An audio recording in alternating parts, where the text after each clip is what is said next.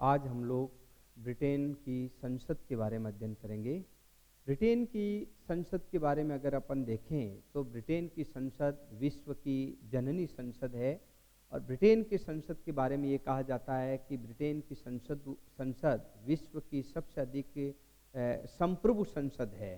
Britain के इतिहास के बारे में अगर संसदीय शासन प्रणाली के बारे में देखें तो वहाँ पर प्राचीन काल के अंतर्गत लोकसभा प्रचलित थी और जो कालांतर के अंतर्गत कॉमन सभा के अंतर्गत परिवर्तित हो गई थी। ब्रिटेन की संसद की संप्रभुता का मुख्य जो कारण है वो हम लोग देखते हैं कि विधि निर्माण की असीमित शक्ति है। ब्रिटेन की संसद के पास में कानून निर्माण की शक्ति अपार है, उसकी शक्ति पर कोई भी प्रतिबंध नहीं लगा सकता। उसके बारे में ऐसा कहा जाता है, ब्रिटेन की संसद के बारे में जो है जेनिंग्स ने कहा है कि ब्रिटेन की संसद एक स्त्री को पुरुष और पुरुष को स्त्री बनाने का अतिरिक्त सब कुछ कर सकती है। ब्रिटेन के अंतर्गत 1215 का मैग्ना कार्टा के पश्चात हम लोग देखते हैं 1911 का बिल और 1949 के बिल की बात करें तो उसके पश्चात ब्रिटेन के अंतर्गत द्विसदनात्मक व्यवस्थापिका का जन्म हुआ और द्विसदनात्मक व्यवस्थापिका के अंतर्गत सबसे पहले आता है कॉमन सभा। कॉमन सभा का जब अपन अध्ययन करते हैं तो कॉमन सभा का संगठन कैसे बना, इसकी रचना कैसे हुई। कॉमन सभा जनता के द्वारा निर्वाचित सदन है जिसके अंतर्गत वर्तमान के अंतर्गत 650 के करीब सदस्य है जो वहां के जनता का प्रतिनिधित्व करते हैं। सदस्यों के लिए योग्यताएं, ब्रिटेन की संसद के सदस्यों के लिए 21 वर्ष की आयु होनी चाहिए, वह ब्रिटेन का नागरिक होनी चाहिए, वह पागल दिवालिया नहीं होना चाहिए, वह सरकारी लाभ के पद पर नहीं होना चाहिए। कार्यकाल, ब्रिटेन की संसद का कार्यकाल 5 वर्ष का होता है, परंतु संसदीय शासन प्रणाली के अंतर्गत किसी भी पार्लियामेंट का जो कार्यकाल होता है वो 5 वर्ष से अधिक नहीं हो सकता। लेकिन ब्रिटेन के अंतर्गत प्रथम विश्व युद्ध और हम द्वितीय विश्व युद्ध की बात करें तो ब्रिटेन के अंतर्गत उनका कार्यकाल बढ़ाया गया था। ये प्रधानमंत्री की सिफारिश के ऊपर राष्ट्रपति के द्वारा बढ़ाया जाता है। ब्रिटेन के अंतर्गत 5 साल से पूर्व प्रधानमंत्री की परामर्श के ऊपर राजा या रानी के द्वारा भंग भी किया जा सकता है। सदन का अधिवेशन एवं गणपूर्ति, ब्रिटेन की कॉमन सभा का अधिवेशन वर्ष में एक बार होना निश्चित किया गया है और एक बार से अधिक आवश्यकता पड़ने पर बुलाया जा सकता है। गणपूर्ति के लिए 40 सदस्यों की उपस्थिति आवश्यक होती है। पदाधिकारी, ब्रिटेन के अंतर्गत कॉमन सभा का जो पदाधिकारी होता है वो कॉमन सभा का स्पीकर होता है और स्पीकर कॉमन सभा के निर्वाचित सदस्यों में से एक व्यक्ति को चुना जाता है। लेकिन ब्रिटेन के अंतर्गत जो है परंपरा प्राचीन काल से कायम रही है कि एक बार स्पीकर सदा के लिए स्पीकर होता है, अतः ब्रिटेन के अंतर्गत जो स्पीकर बनता है वो निष्पक्षता का परिचय देता है। कॉमन सभा की शक्तियों के बारे में देखें तो कॉमन सभा लोकतांत्रिक शासन प्रणाली के अंतर्गत आज हम लोग देखते हैं तो कॉमन सभा एक निम्न सदन है जो जनता का डायरेक्ट प्रतिनिधित्व करता है। इसकी शक्तियों के बारे में हम लोग देखें तो इसकी शक्तियां अपार है, इसकी शक्तियों में कभी भी कमी नहीं है। नंबर 1 आता है विधायी शक्तियां। कॉमन सभा की विधायी शक्तियों का अगर अपन अध्ययन करें तो आप लोग देखेंगे 1911 और 1949 के 2 ऐसे अधिनियम पारित हुए जिसके अंतर्गत कॉमन सभा की शक्तियों में दिन प्रतिदिन वृद्धि हुई है और लोकसभा की शक्तियों के अंतर्गत कमी हुई है। विधायी शक्तियों में कोई भी अगर कानून बनता है तो मूल रूप से कॉमन सभा की महत्वपूर्ण भूमिका होती है और कॉमन सभा के द्वारा पारित करने के पश्चात विधेयक लोकसभा में जाता है। लोकसभा अगर पारित कर देती है तो उसे राजा के हस्ताक्षर के लिए भेज दिया जाता है। तो ऐसी स्थिति के अंतर्गत हम लोग देखते हैं कॉमन सभा विधायी क्षेत्र के अंतर्गत कानून निर्मात्री संस्था के रूप में, कानून निर्मात्री सदन के रूप में महत्वपूर्ण कार्य करती है। नंबर 2 आता वित्तीय शक्तियां। नंबर 2 वित्तीय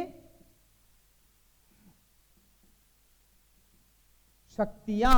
वित्तीय शक्तियों के बारे में कॉमन सभा के बारे में ऐसा कहा जाता है कि कोई भी वित्त विधेयक हमेशा कॉमन सभा के अंतर्गत रखा जाता है, लोकसभा के अंतर्गत नहीं रखा जाता है।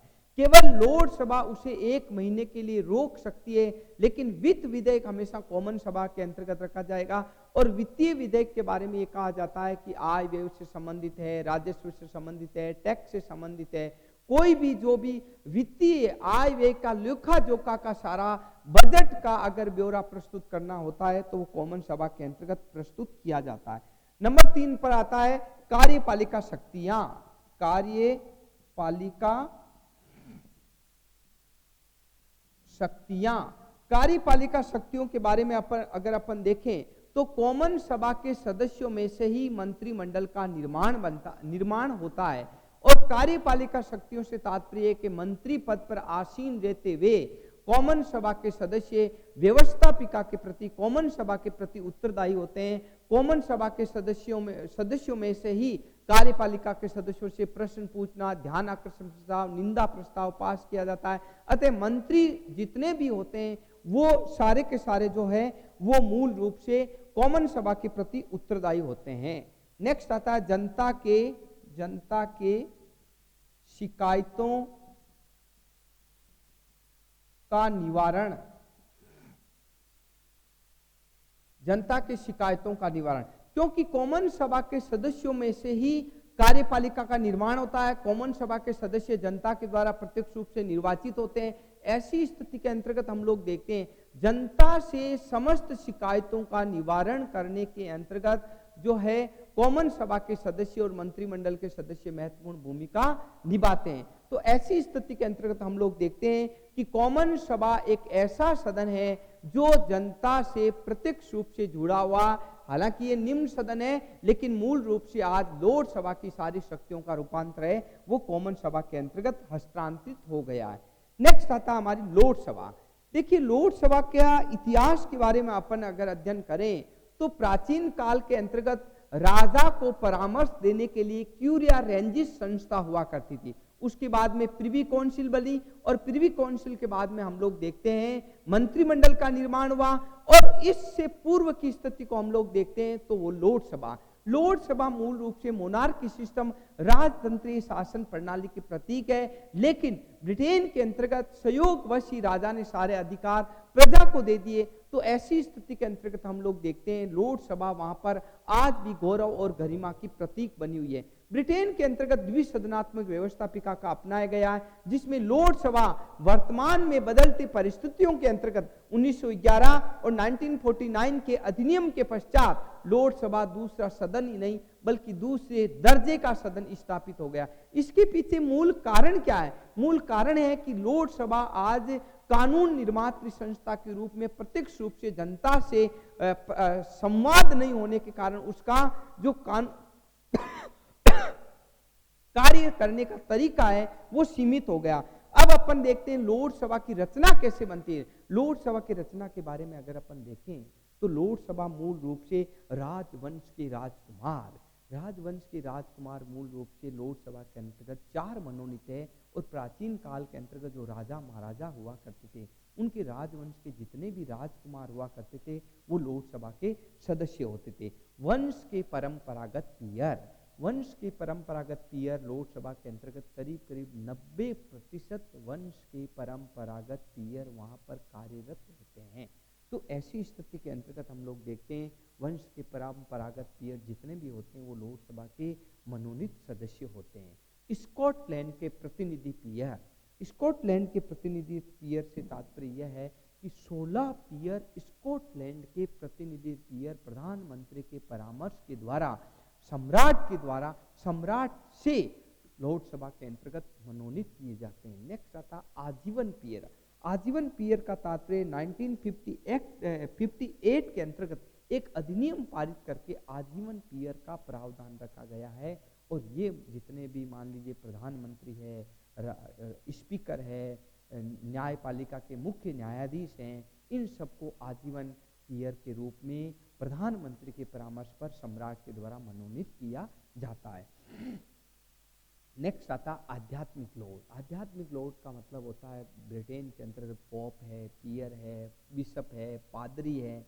ये करीब 26 लोग लोक सभा के अंतर्गत आध्यात्मिक लॉर्ड के रूप में मनोनीत किए जाते हैं। और लास्ट आता है कानूनी लॉर्ड से मैं एक यहाँ पर बात आपको स्पष्ट करना चाहता हूँ कि ब्रिटेन विश्व का एक ऐसा देश है जहाँ पर कार्यपालिका, व्यवस्थापिका और न्यायपालिका का जो विभाजन किया गया है, लेकिन ब्रिटेन के अंतर्गत जो न्याय का अंतिम न्यायालय है, सर्वोच्च न्यायालय है, वो लोक सभा के अंतर्गत निहित है। इसीलिए वहाँ पर हम लोग देखते हैं कि कानूनी लॉर्ड लॉर्ड चांसलर जो बैठता है वो लोकसभा के अंतर्गत बैठता है, परंतु न्याय के रूप में अपील करता है तो वो न्यायालय के अंतर्गत बैठता है। इसीलिए लॉर्ड चांसलर की जो पदवी है वो लोकसभा के अंतर्गत निहित है। इसीलिए ब्रिटेन की लोकसभा को न्याय का अंतिम न्यायालय के रूप में भी जाना जाता है। तो ऐसी स्थिति के अंतर्गत आज लोग वर्तमान में हम लोग देखते हैं कि कानूनी लॉर्ड मूल रूप से 9 ब्रिटेन के अंतर्गत जो है चुने जाते हैं। नेक्स्ट आता है पदाधिकारी। ब्रिटेन के अंतर्गत जो है पदाधिकारी के रूप में हम लोग देखते हैं तो वहाँ का जो लॉर्ड चांसलर होता है वो वहाँ का मुख्य अधिकारी होता है और वो कानून का अंतिम न्यायालय होता है और उसी के आदेशों निर्देशों के द्वारा शासन का संचालन होता है और सदन का संचालन होता है। गणपूर्ति। ब्रिटेन के अंतर्गत हम लोग देखते हैं कि कुल 1050 के करीब सदस्य हैं, लेकिन गणपूर्ति के नाम पर हम लोग देखते हैं कि गणपूर्ति के लिए मात्र वहां पर 3 सदस्यों की आवश्यकता होती है। 1911 के संसदीय अधिनियम द्वारा और 1949 के संसदीय अधिनियम को हम लोग देखते हैं तो लोकसभा की शक्तियों को कम कर दिया गया था और इसीलिए आज हम लोग देखते हैं ब्रिटेन की जो न्यायपालिका है वो शक्तिहीन सदन हो गया है, शक्ति विहीन सदन हो गया है, दूसरे दर्जे का सदन हो गया है। फिर भी ब्रिटिश लोग रीति रिवाज और परंपराओं के अंतर्गत बहुत अधिक विश्वास करते थे। ऐसी स्थिति के अंतर्गत हम लोग देखते हैं ब्रिटेन के अंतर्गत न्यायपालिका के रूप में उसको सुशोभित मान करके ब्रिटेन की लोकसभा की गरिमा को बढ़ाया गया है। लोकसभा की शक्तियों के बारे में हम लोग देखते हैं। सबसे पहला आता है विधायी शक्तियाँ। विधायी शक्तियों के अंतर्गत लोकसभा और कॉमन सभा को बराबर शक्तियाँ प्राप्त है, नंबर 1। नंबर 2 ये देखा जाता है कि कोई भी साधारण विधेयक है वित्त विधेयक को छोड़ करके कॉमन सभा और लोकसभा दोनों में से किसी भी सदन में रखा जा सकता है। तो ऐसी स्थिति के अंतर्गत हम लोग देखते हैं विधायी क्षेत्र में कानून निर्मात्री क्षेत्र के अंतर्गत लोकसभा को कॉमन सभा के बराबर शक्तियां प्राप्त है। वित्तीय शक्तियों को हम लोग देखते हैं तो कोई भी वित्त विधेयक हमेशा कॉमन सभा में रखा जाएगा, परंतु 1 माह की अवधि के लिए लोकसभा उस पर विचार विमर्श कर सकती है, उसे रोक सकती है, परंतु अगर लोकसभा ने उसे पारित नहीं किया तो वह स्वतः पारित समझा जाएगा। इसलिए वित्तीय क्षेत्र के अंतर्गत लोकसभा की स्थिति वो गौण स्थिति प्राप्त है। कार्यपालिका शक्तियां।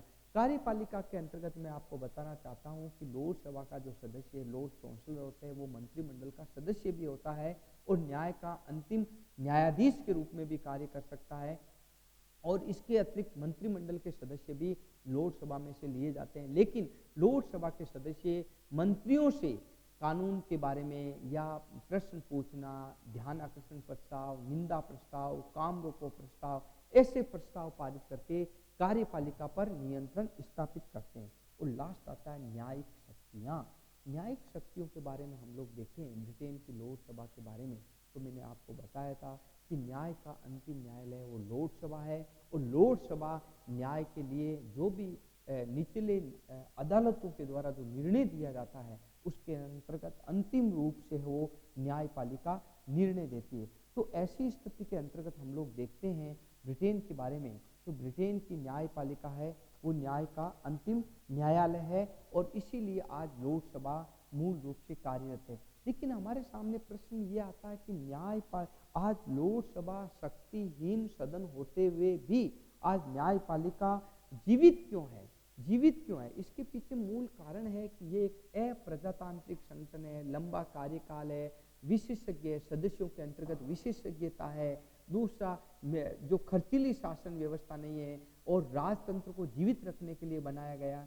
तो इसीलिए लोकसभा आज मूल रूप से जीवित रूप से बनी हुई है। लोकसभा मूल रूप से रीति रिवाज और परंपराओं को ब्रिटेन की शासन व्यवस्था को जीवित रखने के लिए भी लोकसभा को बनाए रखा गया है। इसीलिए भले ही आज लोकसभा दूसरा सदन ही नहीं बल्कि दूसरे दर्जे का सदन हो, फिर भी आज लोकसभा की उपयोगिता और महत्व बना हुआ है। नेक्स्ट आता है ब्रिटेन के अंतर्गत विधि निर्माण।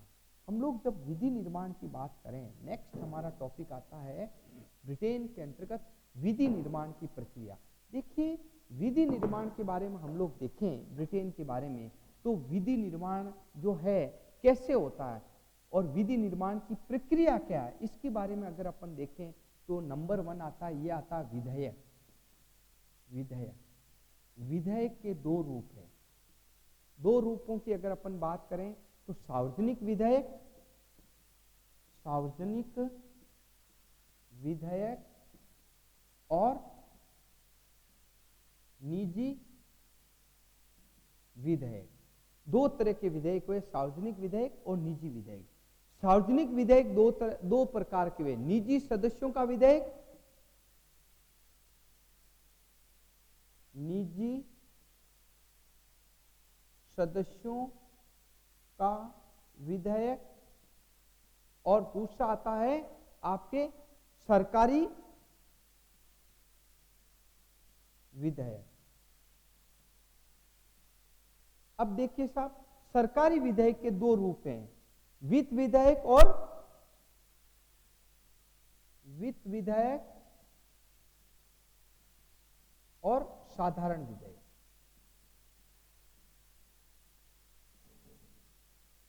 साधारण विधेयक, वित्त विधेयक और साधारण विधेयक। देखिए, हम लोग जब ब्रिटेन में विधि निर्माण की प्रक्रिया का अध्ययन करें तो आप लोग देखेंगे सबसे पहले सार्वजनिक विधेयक की बात करते हैं।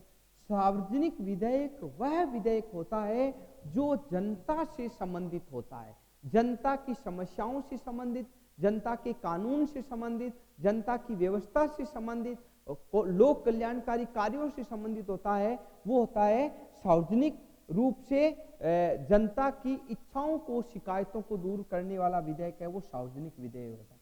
दूसरा आता है निजी विधेयक। निजी विधेयक का मूल उद्देश्य होता है कि स्थानीय स्तर पर होता है, नगर निगम है, नगर पालिका है, ग्रामीण स्तर पर है, ये निजी विधेयक होता है। यानी कि राष्ट्रीय स्तर का विधेयक नहीं होता है, बल्कि स्थानीय स्तर का विधेयक होता है।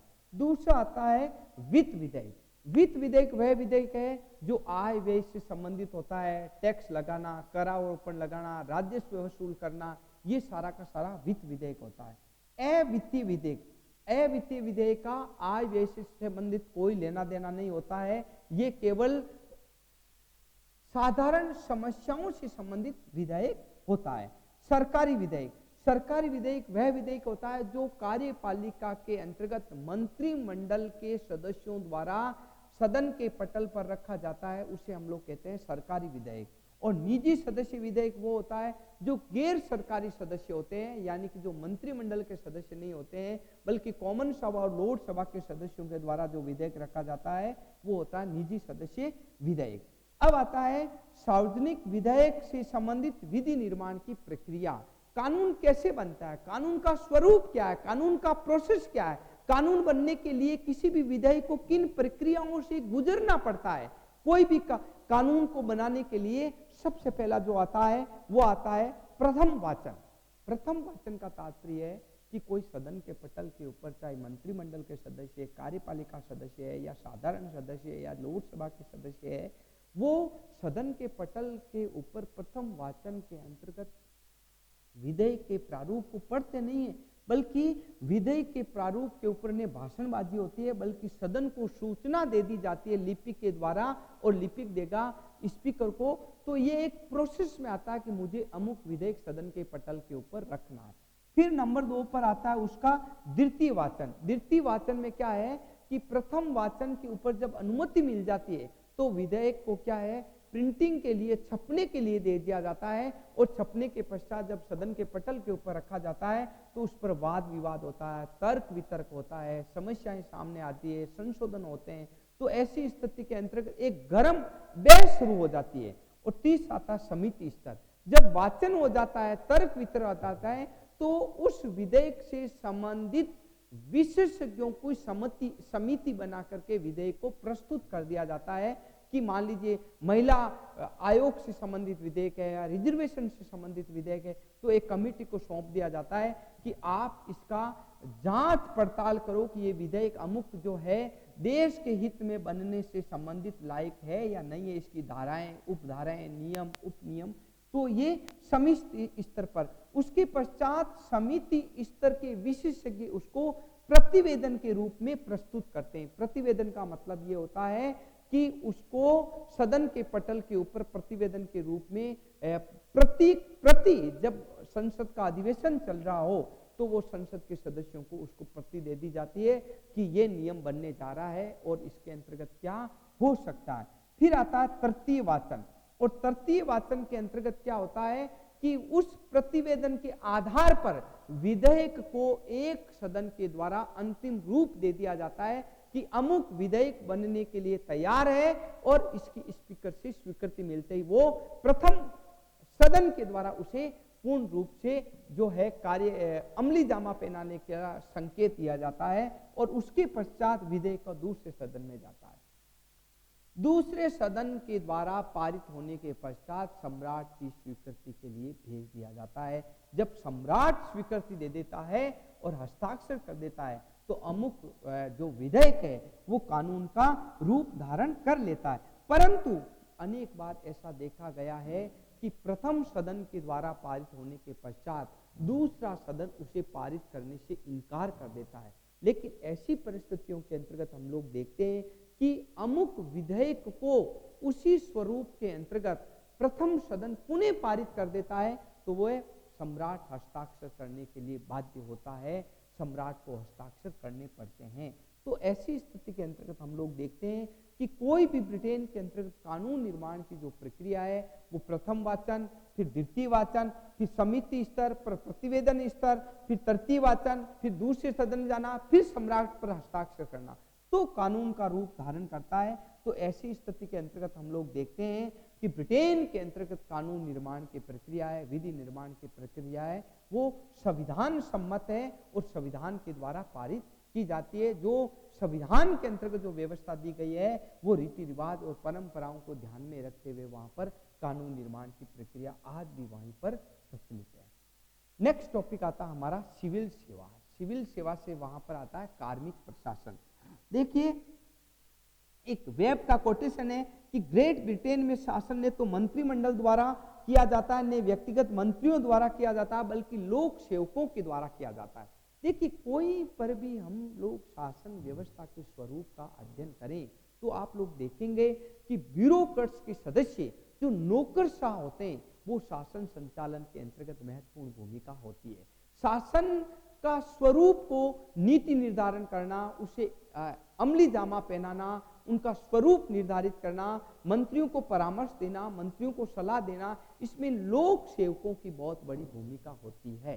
प्राचीन काल के अंतर्गत ब्रिटेन की हम लोग बात करें तो आप लोग देखेंगे नॉर्थ कोर्ट ट्रेवेलियन रिपोर्ट 1853 के अंतर्गत हम लोग देखते हैं सबसे पहले लोक सेवकों की आवश्यकता को महसूस किया गया था, और उसके पश्चात 1855 के अंतर्गत हम लोग देखते हैं ग्लैडस्टोन ने लोक सेवा आयोग की स्थापना की, और वहीं से आप लोगों को देखो कि लोक सेवाओं की आवश्यकता महसूस हुई। फिर 20वीं सदी के अंतर्गत क्या हुआ, हिटले परिषदें बनी, और हिटले परिषदें क्या थी, 4 मुख्य कार्य करती थी। वो थी प्रशासनिक, कार्यकारी, लिपिक और लिखने वाले सदस्यों के रूप में ये काम करती थी हिटले परिषदें। इसका मतलब ये हुआ कि जो 1853 से लोक सेवकों का विकास हुआ, 20वीं शताब्दी में हिटले परिषद बनी, और फिर फुलटन समिति बनी थी 1966 के अंतर्गत। फुलटन समिति का मेन उद्देश्य था कि ब्रिटेन के अंतर्गत कार्मिक प्रशासन के द्वारा शासन संचालन के अंतर्गत क्या भूमिका निभाई जाए, क्या कार्य किया जाए, किन उद्देश्यों को पूरा किया जाए। तो ऐसी स्थिति के अंतर्गत हम लोग देखते हैं कि धीरे धीरे ब्रिटेन के अंतर्गत लोक सेवकों का विकास हुआ। अब आता लोक सेवक है क्या, लोक सेवकों का अर्थ क्या है। देखिए, लोक सेवकों का अर्थ सीधा साधा है, ये एक कार्मिक प्रशासन है जो मूल रूप से देश की नीतियों का निर्माण करते हैं और शासन संचालन के अंतर्गत प्रधानमंत्री, मंत्रिमंडल और सम्राट की मदद करते हैं, उसे हम लोक सेवक कहते हैं। अब लोक सेवकों के कार्य क्या है, अगर हम लोग लोक सेवकों के कार्यों के बारे में अध्ययन करें तो आप लोग देखेंगे कि सबसे पहले आता है वो आता है नीति निर्माण करना। लोक सेवकों का जो प्रमुख कार्य आता है वो आता है नीति का निर्माण करना। नीति निर्माण से तात्पर्य है कि देश के अंतर्गत शासन संचालन के लिए नीतियों का निर्माण करना। जब तक किसी भी सरकार के अंतर्गत 5 साल के अंतर्गत सरकारें बदलती रहती है, लेकिन कार्मिक प्रशासन एक स्थायी सेवा का सदस्य होता है, इसीलिए देश की शासन व्यवस्था के संचालन के अंतर्गत नीतियों के निर्माण करने में कार्मिक प्रशासन की महत्वपूर्ण भूमिका होती है। दूसरा आता है सलाह देना। सलाह देना, कार्मिक प्रशासन हमेशा गवर्नमेंट को सलाह देता रहता है। सलाह से तात्पर्य यहाँ पर कि नीति निर्माण संबंधित फ्यूचर के अंतर्गत भविष्य में क्या प्लानिंग होगी, वर्तमान में क्या कर रहे हैं हम, देश के हित में क्या होगा, राष्ट्र के हित में क्या होगा, जिन नीतियों का क्रियान्वयन किया गया है उनका कितना आउटपुट आया, इसकी सलाह सारा का सारा है वो लोक सेवक देते हैं। नीति को क्रियान्वित करना, तीसरा आता है नीति को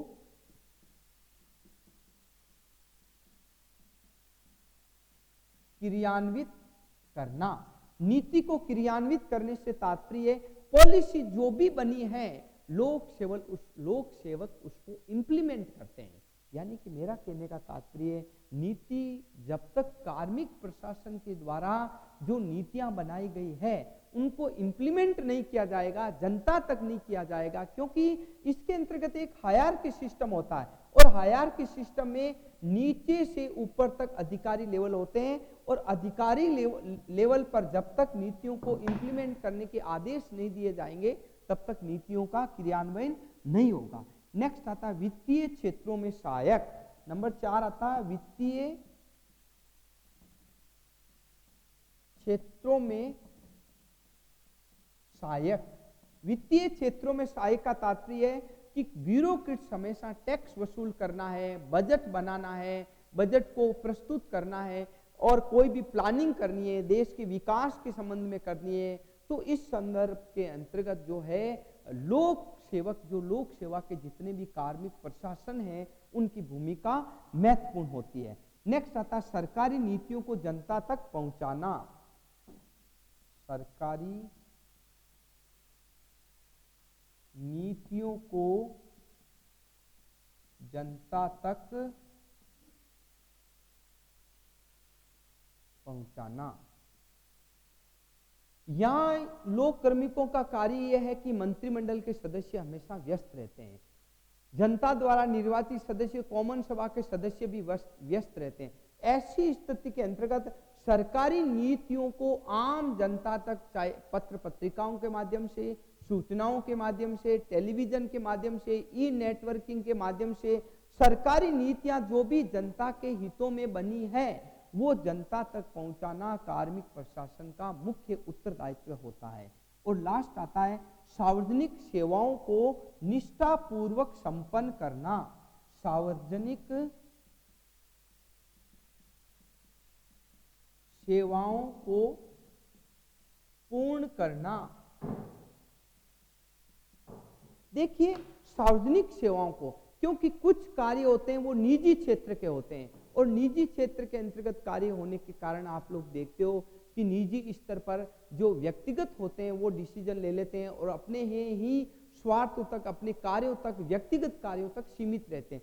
लेकिन कुछ कार्य सार्वजनिक सेवाओं से संबंधित होते हैं और सार्वजनिक सेवाओं से जनहित के अंतर्गत जितने भी कार्य किए जाते हैं वो कार्मिक प्रशासन के द्वारा किए जाते हैं। तो ऐसी स्थिति के अंतर्गत ब्रिटेन के अंतर्गत सिविल सेवा का भी बहुत बड़ी भूमिका है, बहुत बड़ा रूप है और इनके कार्यों के द्वारा ही जनता का अधिक से अधिक कल्याण किया जाता है। और ये एक ऐसा संगठन है जो सरकार के जो है निम्न स्तर पर प्लानिंग बनाने के अंतर्गत महत्वपूर्ण भूमिका निभाता है। नेक्स्ट आता है टॉपिक राजनीतिक दल। देखिए हम लोग जब राजनीतिक दलों के बारे में अध्ययन करें, ब्रिटेन के अंतर्गत राजनीतिक दल, प्राचीन काल के अंतर्गत ब्रिटेन के अंतर्गत मोनार्की सिस्टम था। वहाँ पर राजनीतिक दल नाम की कोई चीज़ नहीं थी, राजा महाराजाओं का जमाना था, मोनार्की सिस्टम था।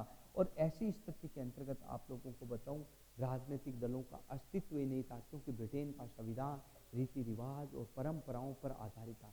लेकिन ब्रिटेन के अंतर्गत जो भी परिवर्तन हुआ वो सहयोग और विवेक का शिशु के रूप में ब्रिटिश संविधान को जाना जाता है। ब्रिटेन का संविधान एक विकासमय संविधान है जिसमें धीरे धीरे परिवर्तन होते गए। ऐसी स्थिति के अंतर्गत हम लोग देखते हैं ब्रिटेन के अंतर्गत हुआ ये कि स्टुअर्ट काल के अंतर्गत राजा और जनता के बीच में संघर्ष प्रारंभ हो गया। और ऐसी स्थिति के अंतर्गत हम लोग देखते हैं कि जब स्टुअर्ट काल में राजा और जनता के बीच में संघर्ष प्रारंभ हुआ तो जनता अपना प्लेटफार्म तलाशने लगी, जनता अपने अधिकारों की मांग करने लगी। और ऐसी स्थिति के अंतर्गत वहां पर राजनीतिक दलों के रूप में, छोटे छोटे राजनीतिक दलों में टॉरी और हिंग दल का उदय हुआ, जो कालांतर में हम लोग देखते हैं अनुदार दल और उदार दल के रूप में हमारे सामने आए थे।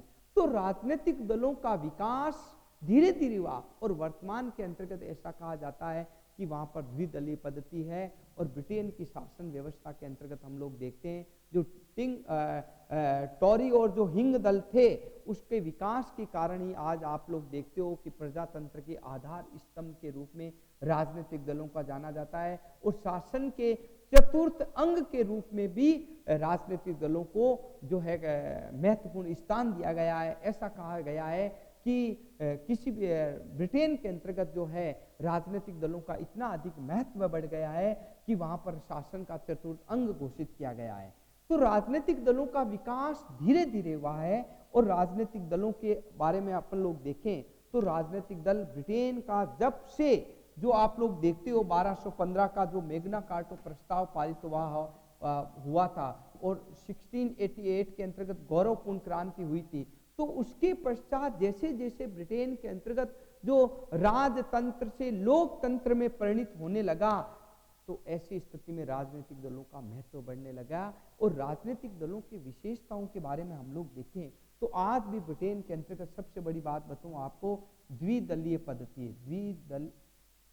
द्विदलीय पद्धति ब्रिटेन के अंतर्गत जो है द्विदलीय पद्धति है। नंबर वन आता है, ब्रिटेन एक ऐसा देश है जहां पर अनुदार दल और उदार दल, जिसे आजकल श्रमिक दल भी कहते हैं, ऐसे छोटे छोटे राजनीतिक दल हैं, लेकिन वो नगण्य की स्थिति में राष्ट्रीय स्तर पर ब्रिटेन के अंतर्गत आज भी है, वो अनुदार दल और उदार दल के रूप में कार्य कर रहे हैं। तो ब्रिटेन का संविधान रीति रिवाज और परंपराओं पर आधारित है। और ऐसी स्थिति के अंतर्गत हम लोग देखते हैं कि ब्रिटेन की शासन पद्धति के अंतर्गत जो है मूल रूप से वो द्विदलीय पद्धति है। नंबर 2 पर हम लोग आते हैं, वो आता है केंद्रीकरण। केंद्रीकरण की हम लोग बात करते हैं। केंद्रीकरण शासन के अंतर्गत हो एकात्मक शासन प्रणाली। ब्रिटेन की शासन प्रणाली है वो एकात्मक शासन प्रणाली है। और ऐसी स्थिति के अंतर्गत हम लोग देखते हैं कि शासन का संपूर्ण ढांचा है वो केंद्र के अधीन है। और सेंट्रलाइजेशन जो केंद्र के द्वारा आदेश निर्देश दिया जाता है वो वहां पर संचालित होता है। तो राजनीतिक दलों का भी केंद्र के ऊपर नियंत्रण स्थापित किया गया है, केंद्र के द्वारा संचालित होता है। नंबर 3 आता है कठोर दलीय अनुशासन। कठोर दलीय अनुशासन ब्रिटेन की शासन प्रणाली के अंतर्गत कठोर दलीय अनुशासन है। तो ऐसी स्थिति के अंतर्गत वहां पर जो है कठोर दलीय शासन प्रणाली के बारे में हम लोग देखें तो मूल रूप से ब्रिटिश शासन प्रणाली के अंतर्गत राजनीतिक दलों के अंतर्गत आपस में डिक्लाइन की स्थिति नहीं है, क्षेत्रीय रीजनल पॉलिटिकल पार्टीज नहीं है, वहां पर जो भी पॉलिटिकल पार्टीज है वो नेशनल पॉलिटिकल पार्टीज है, अनुदार दल और उदार दल। तो ब्रिटेन के संविधान के अंतर्गत रीति रिवाज और परंपराएं जो वहां विकास में है वहां परिवर्तनशील नहीं है। तो ऐसी स्थिति के अंतर्गत आज भी हम लोग देखते हैं कि ब्रिटेन का संविधान मूल रूप